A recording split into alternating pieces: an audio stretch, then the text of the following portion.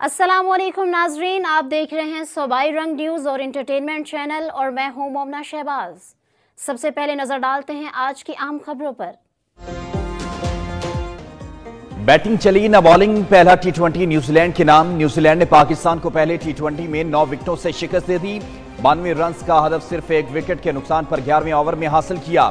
Tim ciphered की 29 गेंदों पर धुआंधार 44 रन की इनिंग। फिन एलन ने 29 और टिम रॉबिन्सन ने 18 रन की नॉट आउट इनिंग खेली। न्यूजीलैंड को 5 मैचेस की टी20 सीरीज में 1-0 की बढ़त हासिल। पाकिस्तान और न्यूजीलैंड के दरमियान दूसरा टी20 मैच मंगल को खेला जाएगा।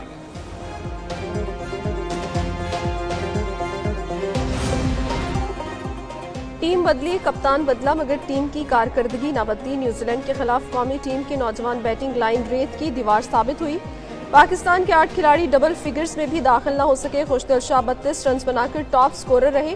सलमान आगा 18, जहादात खान 17, शादाब खान 3, इब्रार अहमद 2 रन बनाकर चलते बने। जेकब डेफी ने 4, जेमिसन ने 3 और सोडी ने 2 शिकार किए।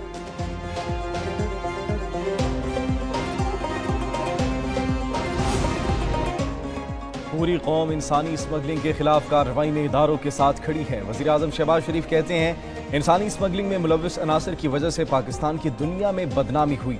पाकिस्तान का नाम आलमी सतह पर बुलंद करने में हर एक को अपना किरदार अदा करना होगा।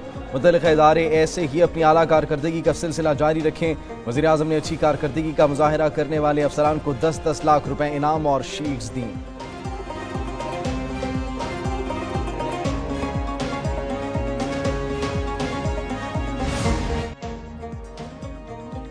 लाहौर समेत मुल्क के मुख्तलिफ शहरों में बादल बरस पड़े। इस्लामाबाद में कहीं हल्की तो कहीं तेज बारिश। बादल बरसने से सर्दी में इजाफा। मरी और गिलियाद में भी गरज चमक के साथ मूसलाधार बारिश। लाहौर के मुख्तलिफ इलाकों में भी बादल बरसे। अंगू में मूसलाधार बारिश के साथ जालाबारी। महकमा मौसमियात की आज भी बादल बरसने की पेशगोई।